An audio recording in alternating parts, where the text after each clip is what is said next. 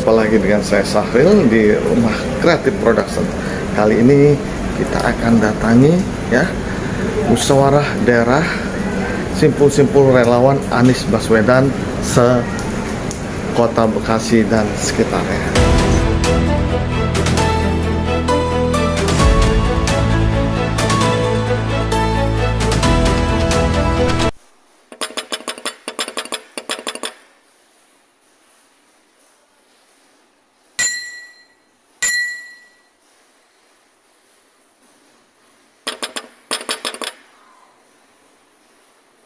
Dalam pilar ini, Pak Anies juga ingin ada keadilan hukum.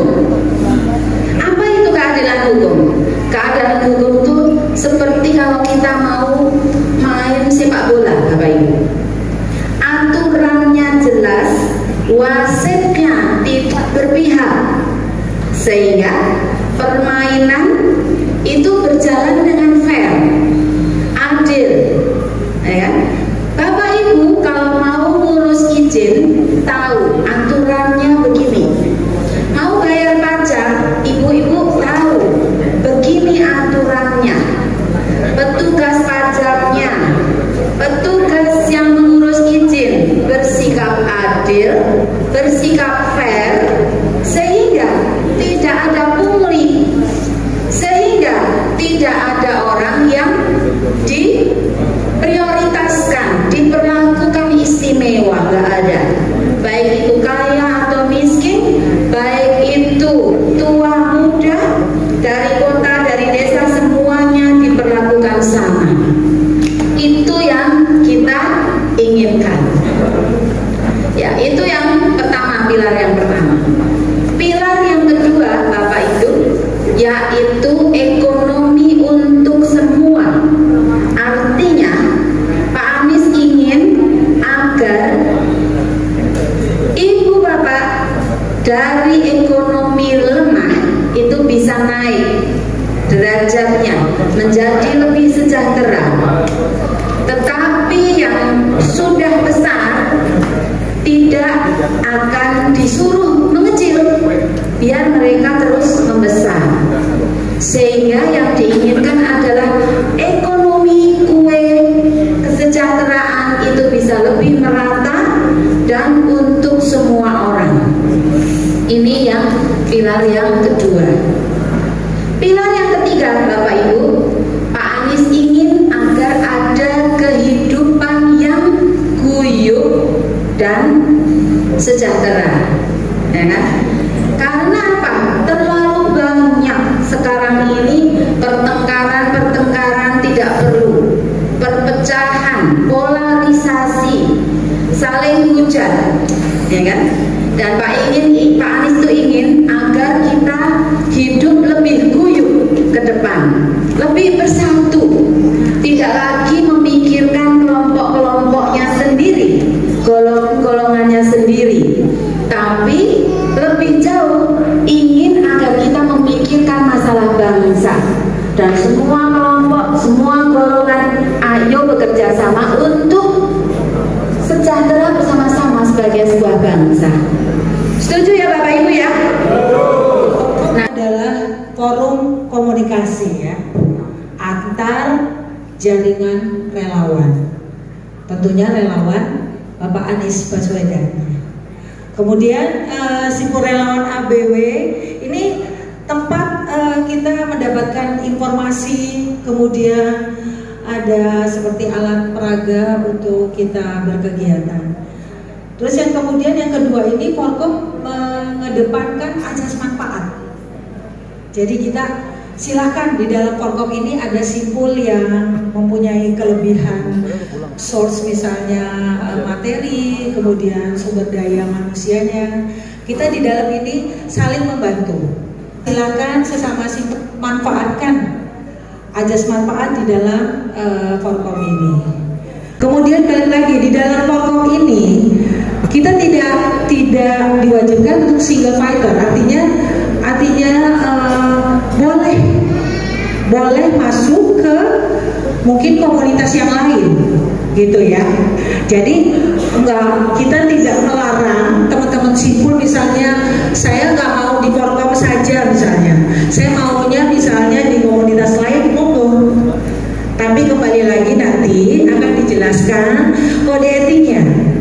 supaya kita nanti berorganisasi ini secara benar. Yang kedua, kode etik organisasi relawan. Yang ketiga, kode etik relawan dalam bermedia sosial, dalam berhubungan dengan media, dalam berhubungan dengan partai politik. Ya, jadi ada 5 kode etik. Kita ingin fokuskan tentang kode etik relawan dan kode etik organisasi relawan. Nanti ada presentasinya, Mas Wawan. Yang pertama, kode etik sebagai relawan. Sebagai relawan, kita meniru sikap Anies Baswedan. Setuju ya? Yang positif, objektif, santun. Ya, ketika bicara juga tidak pernah menyebarkan hoax. Kita harus berdasarkan pada bukti. Seperti itu. Satu, sikap seorang relawan, kode etiknya begitu. Yang kedua, kita bekerja tanpa dibayar. Jadi Bapak Ibu nanti dari Bravo A, kalau sudah berkunjung dari rumah ke rumah, tidak boleh minta bayaran ke Pak Cepi. Setuju ya? Justru Bapak Ibu, kalau ada keleluasaan, ya, misalnya kalau rapat bawa snack, ya kan, supaya nanti organisasi relawannya bisa lebih aktif. Ya, relawan Anies Baswedan tidak menuntut bayaran, kalau bisa berkontribusi. Setuju ya? Itu yang kedua. Yang ketiga, Bapak Ibu, yang ketiga adalah mengedepankan kerjasama dengan simpul relawan lain untuk memenangkan Anies Baswedan. Kerjasama artinya apa? Misalnya di Bogor beraksi membuat lomba memancing, nanti simpul lain juga ikutan, entah jadi peserta, entah jadi panitia, entah menyediakan kolamnya, menyediakan ikannya, siapa tahu. Ya, kuncinya Bapak Ibu, jangan rebutan anggota. Ya, kalau sudah ada yang jadi anggota, justru kita harus dorong Anda tetap fokus di simpul masing-masing. Gitu, setuju ya? Itu yang ketiga Bapak Ibu. Yang keempat adalah tidak, kalau sudah menjadi relawan Anies, tidak menjadi relawan kandidat lain. Itu tidak etis. Setuju ya? Ada yang pernah dilaporkan di WA grup, ada yang lapor ke saya, Bapak ini kok jadi ketua relawan Ganjar di daerah saya, itu katanya. Oke, kita cek. Nah, rupanya Bapak ini dari salah satu partai baru, dan dia ingin menggandeng atau mengajak dari yang orang-orang segmen yang abangan tuh ya istilahnya yang jarang sholat lah kalau di Islam, ya kan, jarang puasa gitu. Nah, pengen menggandeng ini agar dapat suaranya. Caranya ikut-ikutan jadi relawan Ganjar. Lah, ya nggak benar, nggak sesuai dengan kode etik. Bapak Ibu sepakat ya, kita hanya menjadi relawan Anies Baswedan. Setuju? Masuk dalam kategori ini Bapak Ibu, kita fokus pada pemenangan Anies Baswedan. Tidak fokus di siapa cawapresnya.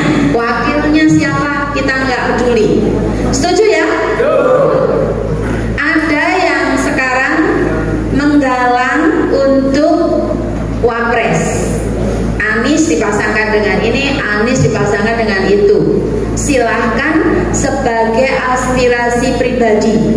Tetapi ini bukan Forkom. Kode etik Forkom, Bapak Ibu, kita fokus kepada Anies Baswedan.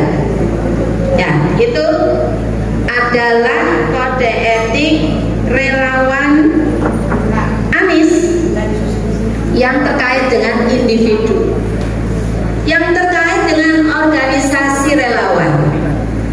Yang pertama, Bapak Ibu, jika ada simpul relawan ingin bekerja di wilayah Bapak Ibu, misalnya di Bekasi ini ada simpul baru kemarin namanya Rapi mau masuk ke Bekasi bekerja, boleh tidak?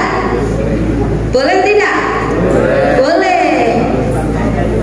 Ada waktu itu yang ingin melarang, ya biasa merasa kuat di satu wilayah dan kemudian ingin agar kalau ada relawan baru itu pamit ke dia. Boleh nggak begini? Tidak boleh. Namanya relawan itu keikhlasan, kerelawanan. Jadi kita harus menyadari sebagai simpul, jika ada orang lain ingin bekerja di wilayah kita, tidak bergabung dengan organisasi relawan kita, ya nggak apa-apa, silahkan saja, ya kan? Kita sebagai relawan Anies justru harus senang dan mendukung. Kenapa? Semakin banyak simpul relawan, semakin banyak relawan yang bergabung, kemungkinan Anies Baswedan presiden menjadi semakin besar. Ya, itu salah satu kode etik sebagai simpul. Terus selanjutnya etika simpul juga adalah menghormati otoritas dan aturan internal organisasi simpul lain. Ini penting. Ya, ada misalnya satu simpul yang aturannya kalau ketuanya mau ke daerah, simpul daerahnya diminta untuk mengongkosi, membelikan tiket. Boleh tidak? Boleh. Aturan internal simpul organisasi masing-masing. Kita nggak urus. Kalau mereka mau protes, proteslah di internal organisasi. Proteslah kepada ketuanya, bikin aturan seperti ini, gitu, ya kan? Tadi sudah dijelaskan sama Mbak Tata dan Bu Marlina tentang Forkom dan kode etik. Jadi perlu Bapak Ibu ketahui bahwa Forkom ini sudah terbentuk kira-kira 2 tahun yang lalu. Waktu itu kita pertama kali berkumpul membuat silaturahmi nasional. Kenapa kita perlu melakukan silaturahmi nasional? Karena sering waktu itu, waktu awal-awal simpul-simpul relawan berdiri, itu masih saling tidak kenal. Satu simpul dengan simpul yang lain merasa bukan sebagai teman, tapi menjadi pesaing. Sehingga antar simpul itu sering saling membajak, saling berebut anggota.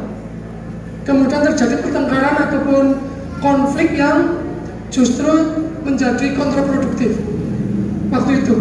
Sehingga saya dan beberapa teman yang lain, simpul-simpul yang lain, kita undang untuk bertemu, untuk silaturahmi, menjelaskan perlunya kita sebuah forum yang bisa menjadi media silaturahmi.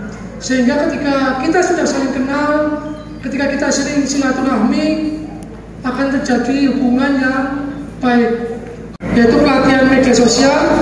Kita sudah pernah melakukan beberapa kali untuk para pegiat relawan yang ada di simpul, yang ada di Forkom, yang terutama yang fokus di Twitter dan media sosial. Kita melakukan pelatihan waktu itu di hotel Cikini, Hotel Sofian.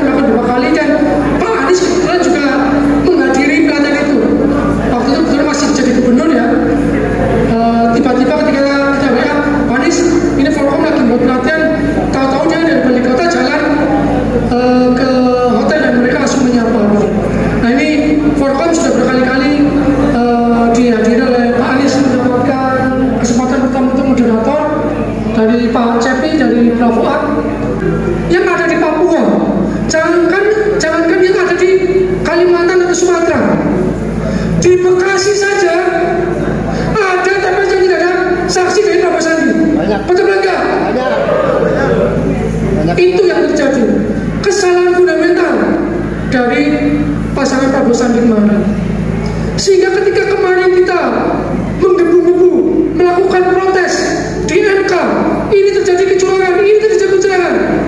Tapi ketika hakim MK mengatakan tolong tunjukkan bukti di TPS mana, kecamatan mana, kabupaten mana, provinsi mana yang dicurangi, tunjukkan C1-nya. Tim ahli dan tim saksi Prabowo Sandi hanya diam 1000 bahasa, cuma AU nggak bisa menunjukkan TPS mana, C1-nya di mana, jumlahnya yang dicurangi berapa. Kalau Anies insya Allah maju di 2024, kita tidak mau mengulangi kesalahan fundamental ini, setuju? Ini yang kita harus lakukan. Kita harus menempatkan di semua TPS ada saksi relawan Anies Baswedan, baik itu saksi luar maupun saksi dalam. Saksi dalam adalah orang yang nanti akan mendapatkan mandat dari tim pemenangan nasional atau apapun namanya yang akan dikelola oleh pasangan calon presiden. Ada surat mandatnya. Saksi calon presiden itu bisa berasal dari partai maupun dari relawan. Nanti Forkom akan meminta, kalau tidak semuanya, kita akan bekerja dengan partai untuk menjadi saksi Pilpres Anies Baswedan. Kalau saksi pileg itu wajib dari partai. Untuk saksi DPD itu dari saksinya atau dari calonnya masing-masing. Kemarin saya bicara dengan pengurus partai pengusung bahwa memang dalam setiap kegiatan pemilu, partai-partai akan kewalahan menyediakan sumber daya orang untuk menjadi saksi di TPS. Partai nanti akan sumber dayanya akan disedot untuk saksi menjadi partainya masing-masing 2 orang, juga disedot untuk jadi saksinya calegnya masing-masing, sehingga pengurus partai biasanya sudah habis untuk menjadi saksi di pileg dan DPD ataupun di partainya masing-masing, sehingga untuk saksi Pilpres itu nanti akan banyak mengambil sumber daya dari relawan dan kita akan kolaborasi. Caranya gimana? Cara berkolaborasi. Forkom sudah punya aplikasi pendaftaran. Teman-teman semua simpul diharapkan untuk mengisi atau mendaftar atau mendownload aplikasi dan menentukan di mana kita berada. Sehingga ketika nanti kita akan gelar perkara dengan partai politik, coba tunjukkan saksi-saksi dari Forkom yang sudah siap di mana, kita akan tunjukkan melalui aplikasi. Kita akan tunjukkan Pak partai bahwa ini loh saksi-saksi dari Forkom, bisa kita lihat by name, by address, dan by location. Jadi partai ini kan sudah punya pengalaman. Biasanya beberapa tahun yang lalu banyak orang datang ke partai, Pak ini saya punya 1000 orang siap menjadi saksi. Kemudian menyodorkan orangnya, ternyata orang itu hasil ngambil dari leasing atau dari koperasi, ini orangnya. Dan itu partai sudah tahu, sehingga partai tidak, saya yakin sudah tidak mau dibohongi lagi. Sehingga kita perlu memberikan bukti bahwa saksi yang kita siapkan dari Forkom adalah orang-orang yang benar-benar militan, orang-orang yang real ada, valid ada. Dan nanti kemudian kita juga di hari berikutnya kita akan melakukan pembekalan saksi luar dan saksi dalam. Nah, ini adalah aplikasi kita. Ini kelihatan ya, Mas Wawan. Ini adalah ketika teman-teman sudah mendaftar dan mengisi aplikasi ini, posisi kawan-kawan akan nongol di sini dan simbol ada. Anda dari mana, posisi di mana, dari simbol mana, Anda akan kelihatan. Misalnya kita zoom Bekasi, Mas. Nama saya Muhammad Radityo Nugrahanto dari Simpul Dana Sidoarjo Bekasi Raya. Yang ingin saya usulkan adalah dalam pencarian saksi TPS kan seringkali kesulitan. Nah, kami dari Dana Sidoarjo Bekasi Raya sendiri memang ada program bahwa harus menemukan minimal 2 saksi untuk tiap TPS. Tapi kami rasa itu dan target itu cukup berat, bahkan berat untuk satu simpul saja. Dan sini saya mengusulkan agar Forkom bekerja sama untuk mengumpulkan saksi, jadi dipul gitu bersama-sama. Jadi misalnya satu simpul dikasih target 50 saksi TPS misalnya begitu. Saya rasa itu akan lebih ringan daripada bekerja sendiri-sendiri. Yang kedua yang ingin saya tanyakan, tadi kan aplikasi sudah ditampilkan oleh Pak Dedi. Nah, di hari pemilu tahun depan, tanggal 14 Februari tahun 2024, kalau semua data itu masih bersamaan, apakah itu nggak anjlok, nggak jebol ke aplikasinya? Karena kan penting ya, jadi gini pengalaman dari tahun lalu, dari quick count itu kita udah diakalin kan, bilangnya katanya Prabowo Sandi kalah gitu, padahal di data asli malah beda, ada yang beda gitu. Nah jadi menurut saya sih, apakah itu aplikasinya sudah diuji atau tidak jebol, karena pasti nanti di Indonesia serentak data masuk. Terima kasih. Agak sedikit ngantuk tadi ya. Pertama ini akan mengenai simpul keefektifan di simpul relawan. Apakah setiap simpul itu harus ada DPM, DPD, DPW seperti itu kan? Karena di sini saya tugasnya di Bekasi. Kebetulan kalau di simpul saya itu banyak awalnya tidak terlalu banyak yang aktif. Dan akhirnya sih cuma seberapa aja gitu.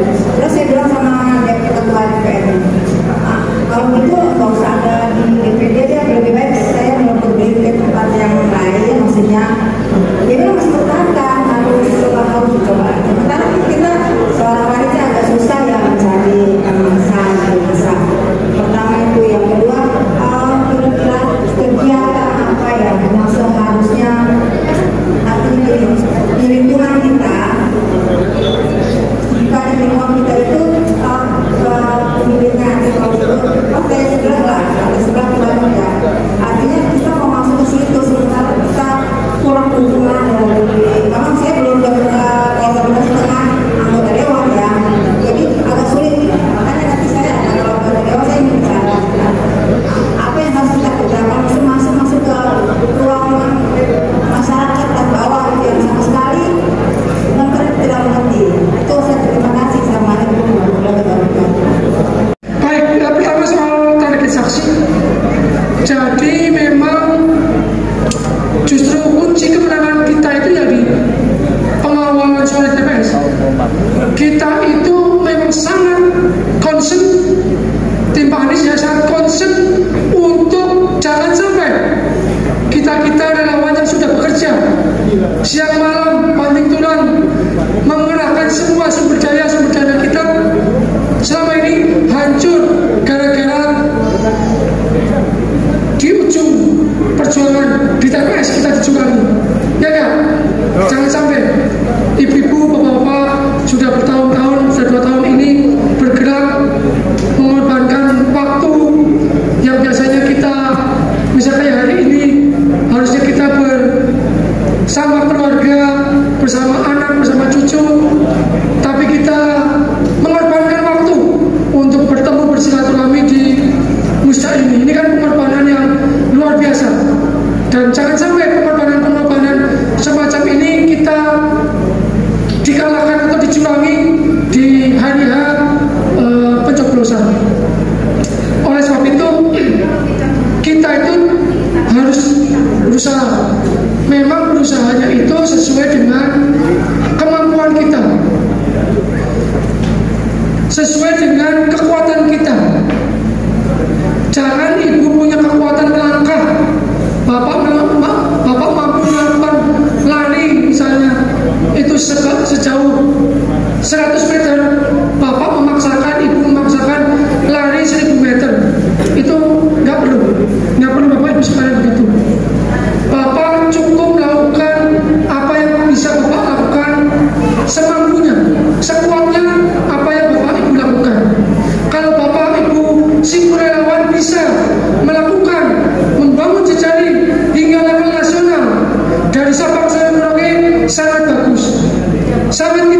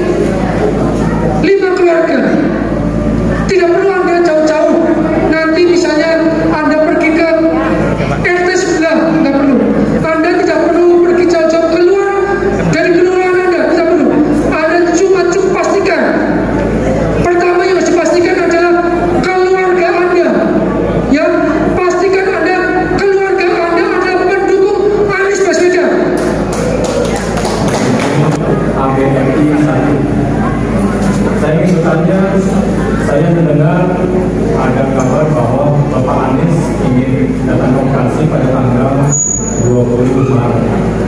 Apakah ada persiapan-persiapan dan keamanan untuk mengawal Bapak Anies Baswedan? Demikian, terima kasih. Wassalamualaikum warahmatullahi wabarakatuh. Mohon keamanannya dijamin, karena yang saya alami itu ada sebuah orang yang tidak makanan sehingga menjadi ngantuk. Kami alami. Kebetulan saya di DPRD juga, berangkat jam 6, pulang jam besoknya jam 10 pagi. Terima kasih. Ibu Bapak perlu untuk follow akun-akun influencer Pak Anies, sehingga nanti Bapak Ibu bisa tahu mana yang hoax, mana yang tidak. Nah, kalau mau aktif di Twitter, ini ada Mbak Martina, saya juga aktif di Twitter. Kalau mau di Facebook, saya ada Facebook page ya, Tata Ujiati. Follow akun-akun Pak Anies juga di sosial media, di semua platform ada. Terus follow akun relawan-relawan Anies ya. Nah, itu caranya untuk tahu hoax atau tidak hoax. Itu aja. Kemudian soal tanggal 20, ya Pak, insya Allah beliau hadir untuk acara pelantikan pengurus Garpu Nasdem. Silakan hadir, insya Allah tanggal 20 Maret di Hotel Horizon Bekasi, jamnya jam 8 sampai 1 kalau nggak salah. Ya, itu memang perlu dibuat strategi pengamanan IT berdasarkan pengalaman yang lalu. Nanti kita bisa ngobrol. Nah, tapi kalau misalnya nanti IT mau dipakai oleh simpulnya, itu sangat bagus. Sehingga paling tidak simpulnya ada akuntabel. Berapa relawan yang siap ditempatkan di TPS-TPS itu bisa terdata. Nah, nanti dari tim pemenangan Pak Anies akan membuat sistem di mana nanti tiap-tiap aplikasi itu akan bisa dikonek secara otomatis, sehingga nanti bisa terpetakan untuk keseluruhan TPS. Nah, saya kira apa yang tadi dibuat, manfaatkan saja dulu untuk simpul. Nah, sehingga nanti pada akhirnya akan dikonsolidasi untuk jadi kekuatan bersama. Nah, untuk yang tadi, yang kecurangan-kecurangan dan sebagainya, itu nanti kita bisa bikin sesi khusus. Kan program Forkom ya, banyak ya, kita ada diskusi reguler berdasarkan pengalaman Bapak Ibu di lapangan dan bagaimana cara mengatasi kecurangan, termasuk mungkin bawa makan minum sendiri barangkali, untuk jika tadi tidak mau makan dari luar yang berbahaya. Demikianlah baru kita saksikan materi-materi yang diberikan di Musda, Simpul Relawan, Forum Komunikasi Bekasi Raya dan sekitarnya. Semoga bermanfaat. Terima kasih.